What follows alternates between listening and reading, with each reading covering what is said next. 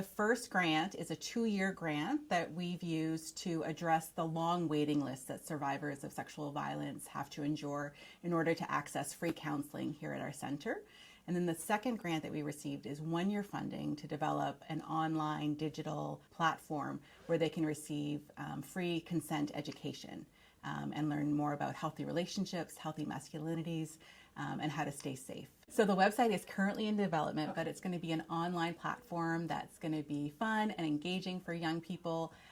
We really want to prevent sexual violence before it happens. That's our mission, really, is to live in a world free of sexual and gender-based violence. And we know that that starts with young people and getting the right information to them. And we know that where are young people? They're online. And so by having an accessible, fun, engaging platform where they can learn about healthy relationships, consent, supporting someone in their life who may be experiencing gender-based violence, giving really them the tools and the skills and the content that engages them in protecting themselves, supporting someone that they care for, and really ending the cycle of gender-based violence. So about 2 years ago, our wait list was more than 300 survivors waiting to access free counseling here at our center. It was the highest it's ever been in the last 35 years, and we really were at a crisis point. Other centers actually made the difficult decision to close their intake program just in order to catch up with the really high demand that we were seeing in the community. We reached out to Trillium and put this proposal to them that we wanted to redesign our intake process so that we could provide more support to people while they were waiting. So we created a new pre-counseling group for people so they could get some support while they're waiting. We provided more intake counseling so that people could be stabilized. If they needed help with reporting to the police or going to the hospital, we could be there for them in that moment and really address any of those needs that they have immediately while they're waiting for counseling. And then thanks to some really generous donors from the community, we were able to grow our counseling team so that we could have more sessions available. And I'm really proud to be able to share that over the past 2 years, our counseling waiting list went from 300 down to 30 today. Oh, wow. And so more than a 90% decrease with this restructuring and the additional support from the community.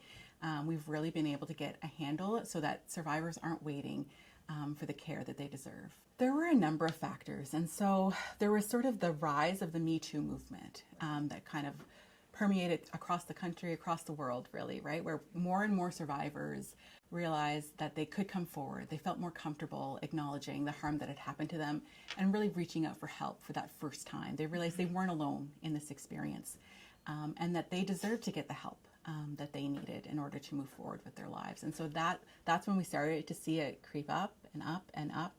And then during the pandemic, we know that gender-based violence just exploded. Intimate partner violence, as well as sexual violence, human trafficking, all of those were impacted by the isolation and the stress and all of the issues that happened in that pandemic. And so again, it went up and kept creeping up and creeping up. And then we got to that point 2 years ago where we were like, what are we doing? People are waiting a year and a half, 2 years to get counseling after reaching out, taking that brave step to call and say, I need help, and then having to wait. That's not what we're about. We're here to support survivors today.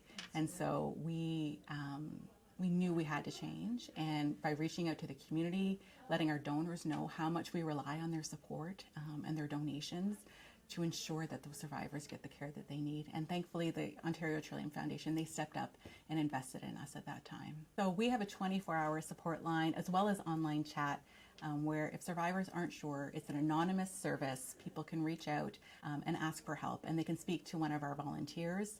Our volunteer can walk them through the services that we offer. If they are considering reporting to police, we have a legal advocate program, so they don't have to do that by themselves. We have a relationship with the Waterloo Regional Police Service where we can help facilitate those interviews and even attend the interview with them so that they're not alone.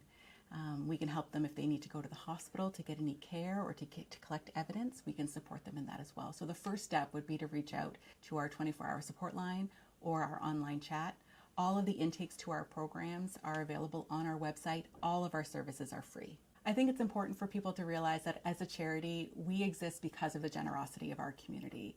Our doors are open today because of the donors and the community members and the funders here who support our work. We could not do this work without the support of our community.